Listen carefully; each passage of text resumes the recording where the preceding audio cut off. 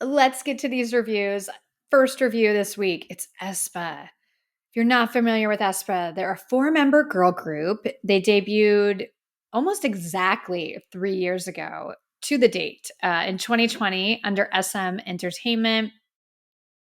This is a mini album. It's called Drama, the fourth mini album. They gave us 7 songs, so that's a lot for a mini album. They gave us a nice chunk of new music here. The single is called Drama. Okay, you probably heard me talking about this last week because when Meg and I were talking about dance challenges, I was saying I was so tired of dance challenges to drama because like every idol has done it at this point. Let's talk about the song. Let's talk about the meat of this release. Something in this sounded a little different to me, a little different from what I would expect from aespa. There was something I was like, huh, when I first listened to it. And then I found out this is the song that Lee Suman wanted to be about planting trees and saving the environment. If you don't know that whole saga, I'm not going to get into it, but Lee Suman had a deal with like the Department of Environment or something, and he was going to force aespa to release this song about planting trees. And apparently the girls cried and refused. Obviously, a lot has transpired at SM since then, but it was interesting to me that they decided to rework the song, and this is the song. I think this will grow on me. This is one of those ones that upon first listen, I wasn't crazy about. I'm not the biggest fan of this one. It sounded a little basic compared to like the fierceness of Next Level and Savage. I'm thinking about when aespa debuted 3 years ago, the excitement around them. They were such badasses. And I think some stuff has happened here and within the past year where their identity has kind of gotten muddied. This song to me doesn't have the fierceness of some of the previous releases. And I think that's fine.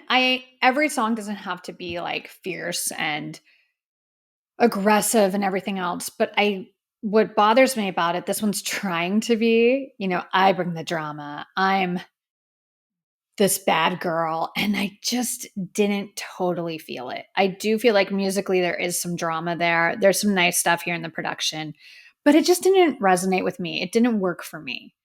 Um that chorus kind of it just feels a little basic, and it left me feeling flat.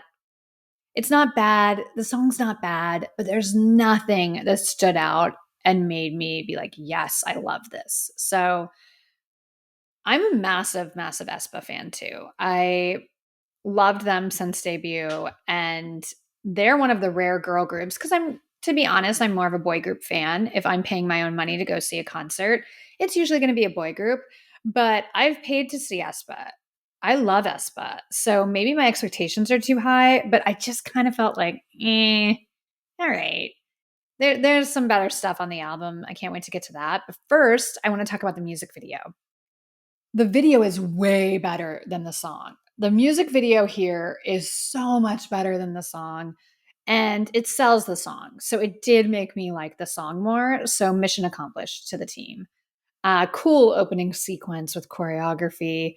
They're like assassins, they're badasses. And the styling, it's dark, it's black and red and cool and sexy. Speaking of red, I loved the red hair on Winter. Great look. I think all 4 of them look beautiful. They look great. Great styling. Karina's hair. Karina used to have long, gorgeous hair. And remember when they dyed it blonde? Oof, it didn't really work. And it looks like it killed her hair. So it's shorter now, but she still looks really beautiful. I think it looks great. Like these are 4 pretty girls. There's no question. And what I think works really well for aespa, they look different. It's very easy to find your favorite member right away. They're very distinct looking. All 4 of them have different looks and different personalities. I like that. I think that's a formula as old as time in pop music where you get really different personalities and looks. So the general public will relate to one more than the other. Think about the Spice Girls. I love it. I think it's smart. And this group has that. The choreography fits the song. I thought there was some good choreography there. Obviously, the drum, the like arm thing is made for TikTok, made for dance challenges. But I will say the music video is good and it's much more effective for their kind of badass image. I just don't love the song. Something in this whole comeback has me feeling a little flat. So let's get to the album. Let's talk about the album. My album picks from this song, these were just the songs that stood out to me that I loved: Better Things, Don't Blink, and Hot Air Balloon. Three very different songs, different sounding songs, but I liked them. Don't Blink, let's talk about that one first. You have this like bluesy guitar riff that starts things off. It's different. This is a different sound. It's a different vibe. But I think the content of the song and the music of the song still ties in kind of the aespa badass girl group identity. And it was just so different that it grabbed my ear. I thought, oh, what is this? I really like this. I like the chords. I like what's going on musically in this one. Hot Air Balloon is like the opposite of everything. And this isn't a badass song. This is a really bubbly, happy song, literally flying like a hot air balloon. The high chorus would usually put me off, but in this case, it works. I like it. I think they sound great. And it's just such a happy song. Like it reminds me of Stacy and Weekly from a couple years ago, like that type of vibe. This is really bubbly, happy, bouncy, fun, but it's done well. It works well. I'm sold. Every song doesn't have to be I'll make you cry, savage, badass songs. But if you're not going to do that, and that's kind of your identity, then you have to, the other songs have to be really great. And my last pick on this album was really great. Better Things is by far my favorite song on this album. I saw them perform that at their concert here in LA. I knew the second I heard it, this song's a hit. I'm obsessed with it. It's consistently been one of my most listened to songs. It's happy and it has a lighter sound. You've got some almost, I want to say like 80s or 90s feel in there. But the message is still, I've got better things to do with my time. I've got better things to do with my time than you. Yes, girls, talk your stuff. Yes. It's so good. It's so good. There's good harmonies on this one. Obviously, you have nice vocal moments in this group because you have Winter and then you have Ning Ning. Ning Ning, I think, has the most interesting voice. And she stands out because she really goes low and there's a warmth there. But Winter hits those high notes, that belting SM note. She kills it. Um, there's so many things in this group that I love. I just didn't like this drama song. With Better Things, that's been my theme song this whole fall. I've got better things to do with my time. Better things to do with my time. It's sassy, it's fun, and musically, it's great.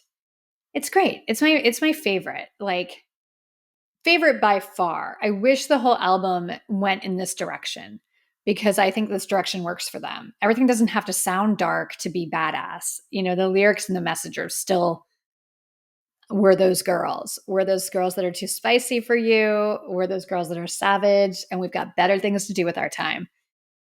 Me too. Hmm. So this comeback in total didn't blow me away because I'm not a massive fan of drama. It's just not for me. But there's a few really good songs, and Better Things is so freaking good. I just want to listen to Better Things. Let's talk biases before I get to my rankings. My bias has always been Karina, and I think it always will be Karina in this group. She's total package of a K-pop star. She's beautiful. She's fierce. She attacks the performance. She's talented. She can do a lot of different things. Love her.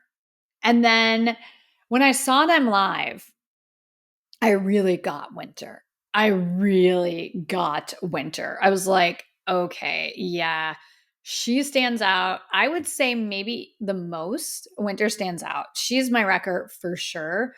She's visually so interesting. She's very, very pretty, but like she's like this delicate little fairy. She's very tiny and she has this beautiful face. Everything's very delicate.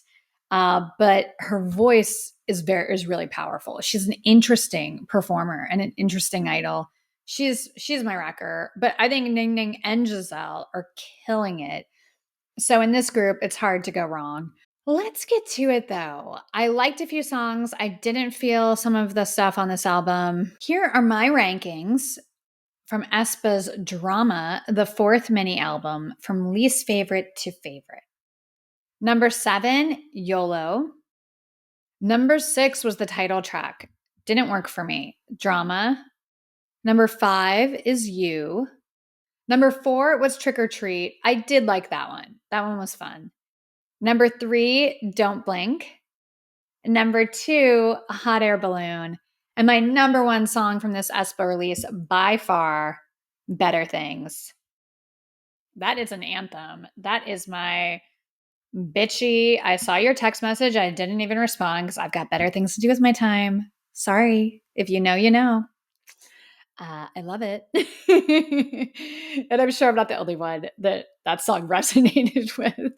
So those are my rankings. This was a mixed bag comeback for me. Not my favorite, not horrible.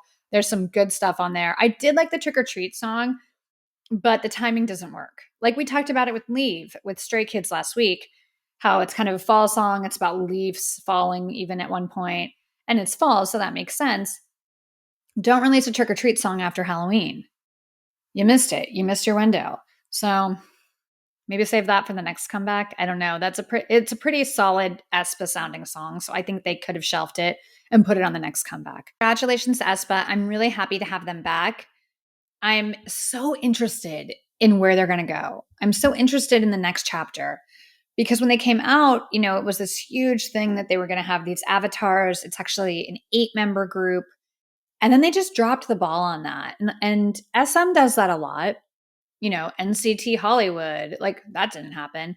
SM does that so much. And it's like, you can't promise something to your fans and then all of a sudden the concept is gone. It's confusing for the fans. So, they've kind of had an identity crisis here. And I think they're doing okay, but the label can do more to really right this ship. I also have to say, and this is an aside, but are there too many K-pop groups? I've been thinking about this, and it's like, definitely with SM, they debut Rise. They just give them a couple songs. They still haven't had an EP or a mini album. And then, like, weeks later, they're like, oh, this is another new boy group, new team. Why are you doing that? You just debuted this group that you haven't even given like a full mini album or EP. And now this week you have aespa, and then 3 days later, Red Velvet's come back. Why are you having your girl groups compete with each other? Why are the young boy groups coming out at the same time?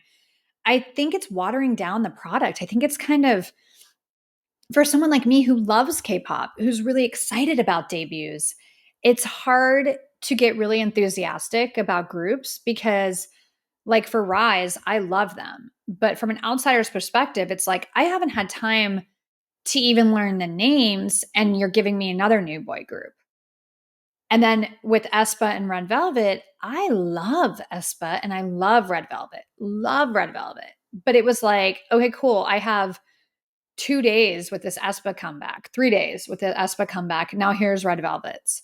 You're not giving fans time to absorb the music and to really enjoy the comeback. You're just throwing so much stuff against the wall to see what sticks. And I think it's a disservice, not only to the groups, but to the fans. And maybe I'm wrong on this, but I'm just talking as kind of a frustrated fan.